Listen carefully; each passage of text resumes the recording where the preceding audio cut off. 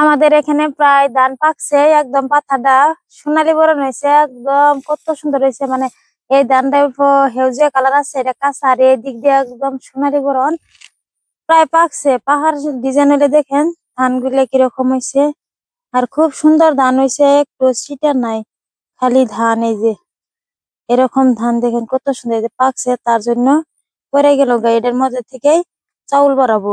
এই যে আমি এরকম করে চিমটি মেরে হাত দিয়ে এই চাউল বাই করতেছি। এই যে কত সুন্দর চাউল বাড়াইলো। আসসালামু আলাইকুম, আশা করছি আপনারা সবাই ভালো আছেন। তে দেখেন এখন তো কাতি মাসের অর্ধেক খেনে গেছে গিয়ে, তাও রোদটা কিরকম, মানে বেলার পুকুরটা এখন চোখে লাগতেছে। আর একদম রোদ, মানে গরম, মানে গরমের সময় যেরকম গরম লাগে, ঠান্ডা সিজন তাও এখনো ওই রকমই গরম লাগে। আর এই যে এই দিক দিয়া কফির চারা যে গাড়া হয়েছিল ছোট ছোট, এই চারা গুলো খুব সুন্দর হয়েছে, কত বড় বড় হয়েছে।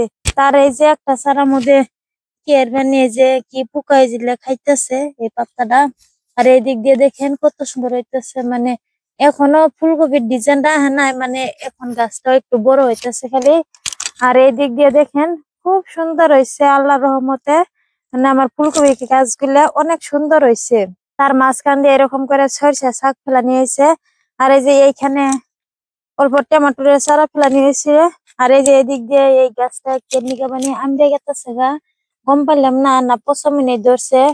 আর আর এই যে এদিক দিয়ে টমেটোর চারা গুলো খুব সুন্দর হয়েছে, মানে এখান থেকে উঠে মানে অন্যখানে এখন আমরা গাইড়ে দিব চারা গুলা। কত সুন্দর ধনিয়া পাতা, আমার ধনিয়ার পাতার কথা মনে ছিল না, তাই দেখে এই যে পাইলাম। তো এখন আর রক্ষা নাই, ধনিয়া পাতাটা আমি আগে উঠে নিলাম। এই যে কফির মাঝখান দিয়ে ধনিয়া পাতা, মানে শাকও উঠে এসেছে আমার সাথে। শাকটা নিম না, ধনিয়া পাতা করে নিয়ে নেই। কফির মাঝখান দিয়ে আমরা ধনিয়া পাতা, সরিষার শাক, তার মানে টমেটোর চারা, ডাঙ্গা, আমরা কয় ডাঙ্গা, কেউ বলে ডাঁটা, আপনারা কি বলেন কমেন্ট করে জানাবেন। এই যে এরকম করে আমি ধনিয়া পাতা দেখে দেখে উঠে নিতেছি। আমার এখানে ধনিয়া পাতায় হবো, আমি পরিমাণ মতন উঠে নিছি। ওইদিকে দেখি বেগুন গাছে কিরকম বেগুন আছে, মানে সকালে বাজারে নিয়ে জানিয়ে হয়েছিল, তো এখন দেখি কিরকম আছে। যে বেগুন গাছের মাঝখান দিয়া লাই শাক, মানে চেহারা গুলা কত সুন্দর হয়েছে লাই শাকের। এই লাই শাক গুলা মানে বৃষ্টি পড়ছে যে, যার জন্য চেহারাটা এত সুন্দর হয়েছে। এই লাই শাকটা বগা, আর এদিকে এই যে একটা লাই শাক, এই লাই শাকটা দেখেন পাতাগুলা আর একটু বড় বড় হবো। আর এটা দেখেন একদম লালটি লালটি কালার। এই যে এখানে আরেকটা আছে মাঝখানে এই কালার, এটাও লাই শাক। আর এই যে এটা যে আপনারা দেখতে পাচ্ছেন যে এটা লাই শাক, এটা বড় হয়ে মানে এমনি বগাই থাকবো, এটা একটু লাল লাল হবো। মানে বাগুন গাছের মাঝখান দিয়ে যাতে একটু মাটি খালি না যায়, কিবা কিবি লাগানো হয়েছে। ডাঙ্গাও আছে বেগুন গাছের মধ্যে, বেগুন মানে কমই, মানে ছোট সাইজের বেগুন আছে। আর উপায় নেই, আজকে এই ছোট সাইজের বেগুন নিয়ে আজকে রান্না করব। মানে হঠাৎ করে বাজারে নিয়ে গেছে, আমরা গম পাইনি কে, দেখি কোন গাছে একটু বড় বড় সাইজের বেগুন পাওয়া যায়। মানে আমার একের থেকে দুইটা বেগুন হলে হয়ে যাবে। এই যে এদিকে একটা বড় বেগুন আছে, এই যে এই সাইজের বেগুনটা দেখেন কত সুন্দর। তা আমি এখন ছিঁড়ে নিব এই পাশে, এই যে এরকম করে। নতুন তালের বেগুন চিকচিক করে, মানে এমনিতে পছন্দ হয়ে যায় এই বেগুন গুলা, খুব সুন্দর, মানে একটু পোকা নাই। মানে এই বেগুনটা এমনিতে যেরকম নরম, টিপে দিলে হারে মানে রান্না করলে একদম সিদ্ধ হয়ে গলে জায়গা। তো দেখি আরেকটা বড় সাইজের বেগুন পাওয়া যায় নাকি, তো বড় সাইজের পাইলে মানে আরেকটা বেগুন হলে আমার হয়ে যাবো গা। দেখি আরো কোথায় বেগুন আছে। এই গাছটা তো খুব চেহারাটা সুন্দর, মানে ঝুপ মেরে আছে, এই পাতার নিচ দিয়ে আছে নাকি। এই যে আপনারা দেখতে পাচ্ছেন নাকি বলতে পারি না, তো আমি এই যে দেখছি। এই যে বেগুনটা উঠাই নিব। আমার এই দুইটা বেগুন হলে হয়ে যাবো গা। দুইটাই থাক, মানে অত বেশি উঠাবো না, মানে আমার তালেরই তো বেগুন, গড়ে উঠাই তুলে একটু কি হয়, যার জন্য আমরা টাটকা টাটকা উঠে টাটকা টাটকা রান্না করে খাবো। তা আমি এই যে আমার এই দুইটা হলে হয়ে যাবো গা। এই দুইটা বেগুন নিছি, আর এই যে ধনিয়া পাতা নিছি একটু, দেখিনি হবো। এখন আমি যাব বেগুন নিয়ে রান্না করে দিয়ে দিকে যাইতে থাই। আর এই যে মাঝখান দিয়ে দেখতে পাচ্ছেন যে খালি, এদিক দিয়ে আসছিল লাই শাকও আছিল, পালেং শাকও আছিল, মানে উঠে বিক্রি করা হয়েছে বড় সাইজটি। মানে তার বাদে আর এখান দিয়ে আর ফেলানি অনেকে গুটি গুলে। আর এই যে সাইড দিয়ে সুপারি গাছ, মানে এক সাইডে পুকুর, মাঝখানে বেগুনের গাছের তাল, তার সাইড দিয়ে লাগানি হয়েছে সুপারি গাছ, তার ওই দিক দিয়ে আছে সোনালী বরণ ধান ক্ষেত। মানে কি বলবো, গ্রামের পরিবেশটা মানে আমার কাছে অনেক অনেক ভালো লাগে। তা আপনাদের কাছে যদি গ্রামের পরিবেশটা কেমন লাগে কমেন্ট করে জানাবেন, অবশ্যই ভিডিওটা স্কিপ করবেন না। মানে গ্রামের পরিবেশটা খুব সুন্দর, আর আমরা যখন যে কোনো রান্না করে খাই একদম টাটকা টাটকা গাছের থেকে উঠে রান্না করে খাইতে পারি। মানে টাউনে মানুষটা মানে সেরকম পাই না, মানে বাজার থেকে কিনে এনে হেরে আর কি খাইতে লাগে। আমরা মানে হাতের সামনে যা থাকে দেখেন, এখনো যে সবজি নাই তথাপিও সামনে আছে, বেগুনও আছে, মানে পালং শাক আছে, লাই শাক আছে, ওইদিকে সরিষা শাকও আছে, মানে পেঁপে মানে পাইকাটাও ঘরেরই আমার, মানে রান্না করে খাই আমরা যে, সেই পাইকা মানে ভর্তা করে যে কোনো ইয়ে খাওয়া যায়। সবকিছু সবজি আমাদের ঘরেই আছে। তো এখন দেখি রান্নাঘর দিকে মুখে যাইতে থাকি আরো কি কি পাওয়া যায়। হাঁক গুলা পাড়া মেরে বর্তমানে থেকেলা কুমড়ির ফুল ফুটছে। ওই যে খুব সুন্দর কুমড়ির ফুল, দুটা ফুল ফুটছে, দেখে তো এমনি ভালো লাগতেছে। মানে আমি এখন ছিড়বো না, মানে আরো অনেক ফুল ধরবো, ভালো লাগবো আরো। আমি ফুলটা অনেক পছন্দ করি। তাড়াতাড়ি যাও, মানে রোদ নাকছে, অনেক গরম ধরছে। এই বেগুন উঠা পরে হেরে আমি সবকিছু নিয়ে রান্না করে চলে এলাম। এই যে দেখি ঘরে যে কি কি আসলো, সেই সবজির খাসিটা নিয়ে আমি আইছি আজকে। বেগুন তো আমি উঠাই নিয়েছি। এই যে সিম, আমরা কই পাতুরি, আর এই যে নবিলা, আর আছে আলু। এখন আমি পরিমাণ মতন কাটিয়ে নিব, আপনারা সাথে থাকেন আর দেখতে থাকেন। এই সিম গুলা এরকম করলে এর ভিতরে পচা আছে নাকি তাই দেখা যায়। দেখেন একদম সিম গুলা বেলার পুকুরে দেখা যাইতেছে একদম ঝিকঝিক করতেছে। তাই যে আমি এটার আদান করব না, এরকম আমানি রান্না করব। তো এরকম করে আমি আঁশটা ফেলাই দিলাম, মানে এই সিমটার মধ্যে কোনো পচা নাই। এরকম করে দেখা যায়, আপনারা দেখবেন বেলা, তাই আপনারা বুঝতে পারবেন। আর কে কেমন মতন এরকম করে দেখে সিমটা কাটে নেন, কমেন্ট করে জানাবেন। এই সিমটাও অনেক সুন্দরই আছে, মানে একটু পচা নাই। তাই আমি এটা আপনাদের কাইটে দেখাবো যে আমি এরকম করে হাত দিয়ে এড়াবো।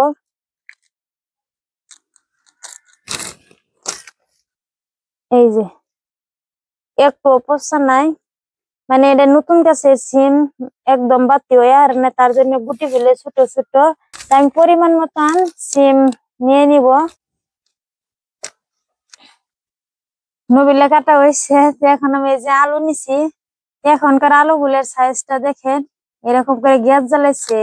আমার মনে হয় যে এই আলুটা যদি আমি এরকম গ্যাসের সই সই করে কেটে কেটে লাগাই দিয়ে বোধহয় গাছ হবো।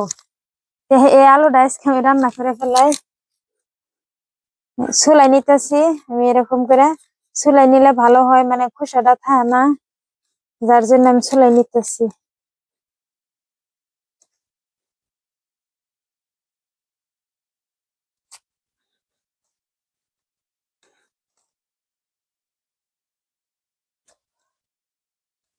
আমি এরকম করে চিকন চিকন করে পিস করে কেটে নিছি। এখন কাটবো লাম্বা বেগুন, নতুন চালের একদম। আমি কাটবো, মানে এই কথা তো বললাম যে একটু পোকা নাই, চিকচিক করতেছে নতুন চালের বেগুন। তো এখন আমি কাটবো, আপনারা দেখেন যে কিরকম বেগুনটা।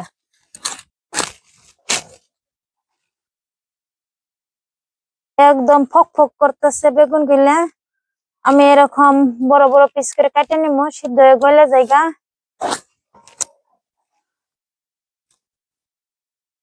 যে আমি যে বলছিলাম বেগুন গুলো একদম ফক ফক করে, আর একটু পোকা নাই।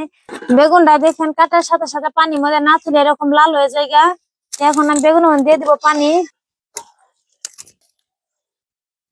আজকে তো আমি রান্না করবো, কোনো বাটা মশলা দিব না, গুঁড়ো মশলায় রান্না করবো আজকে।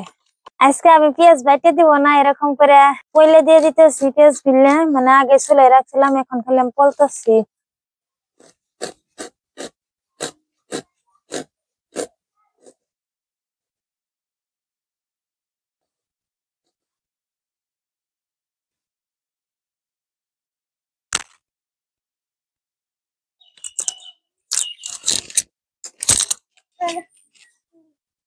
চুলায় আগুন জ্বালাই নিলাম, মানে শীতকাল এখন আগুনটা ধরতে চাই না। ওইদিকে চুলায় আগুন জ্বালাই নিছি, মানে কড়াইটা বসে দিছে গরম হইতে থাক। এইদিকে আমি সবজি পরিষ্কার করে ধুয়ে নিব।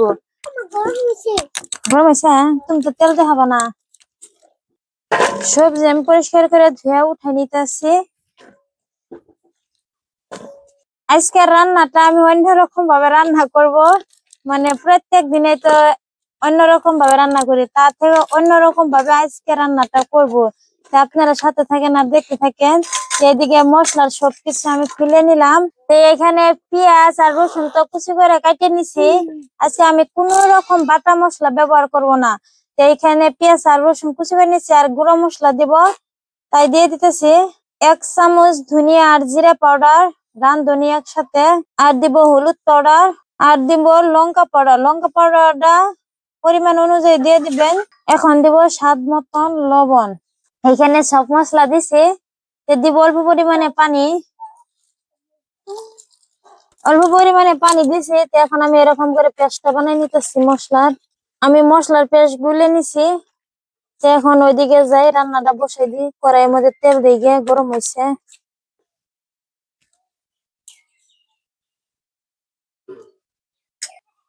কড়াই গরম হয়েছে, কড়াই দিয়ে দিব সরষের তেল। তেল একটু ভালো করে গরম করে নিব আমি। তেল গরম হয়েছে, কড়াই দিব জিরা। এইদিকে সোমবার হয়েছে, মানে আমার এই যে মশলার পেস্ট খানি আমি দিয়ে দিব। মশলার পেস্ট আমি ভালো করে কষাই নিব, আর একটু পানি খানি ফুটাই নিব ভালো করে। মশলা আমি ভালো করে কষাই নিছি। কালারটা কত সুন্দর রয়েছে, আর একটা সেন্ট বার হয়েছে খুব সুন্দর। আর এইদিকে পেঁয়াজ গুলো কালারটাও খুব সুন্দর হয়েছে। এখন আমি এই সবজি ভালো করে আমি ধুয়ে রাখছিলাম, এখন দিয়ে দিব। এই সবজি মশলার সাথে আমি ভালো করে মিক্স করে নিব। আমি ভালো করে মিক্স করে নিছি সবজির সাথে মশলাটা। মশলা আমি সবজির সাথে ভালো করে মিক্স করে নিছি। এখন ঢাকনা দিয়ে আমি সবজি ভালো করে কষাই নিব। আমি ঢাকনা দিয়ে 4-5 মিনিট মতন জাল দিয়ে নিছি। এখন ঢাকনা তুলে দেখবো কিরকম হয়েছে।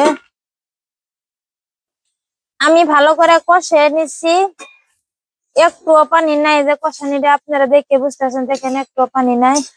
আর কষানিতে আমার অর্ধেক সিদ্ধ হয়ে গেছে গা। এখন পরিমাণ মতন, অল্প পরিমাণ মতন পানি দিব, যাতে ঠিকঠাক মতন সিদ্ধ হয়।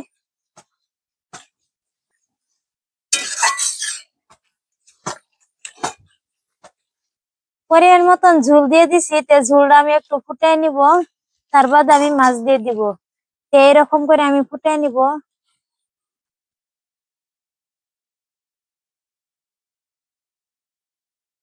আমি সবজির মধ্যে ঝোল দিয়ে দিছিলাম, তো ঝোলটা ভালো করে ফুটছে। এইদিকে আমি মাছটা আগে ভেজে রাখছিলাম, এখন আমি সবজির মধ্যে দিয়ে দিব।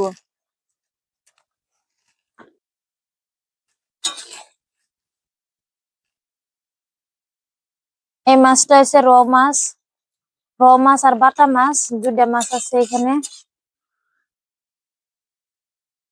আমি ঝোল দেওয়ার পর ঢাকনা দেওয়া কয় মিনিট মান জাল দিয়ে দিছি, 6-7 মিনিটের মতন। এখন ঢাকনাটা তুলে দেখি কিরকম হয়েছে। এই যে এরকম বুড়বুড়ি ডাকলে আরে মানে সবজিটা প্রায় হয়েছে। এখন উপর দিয়ে দিব ধনিয়া পাতা। ধনিয়া পাতা দিলে যে কি দারুণ টেস্টি লাগে, আর সেন্টটা খুব সুন্দর একটা সেন্ট বার হয়। মানে আমার মতন ধনিয়া পাতাটা কে কে পছন্দ করেন কমেন্ট করে জানাবেন।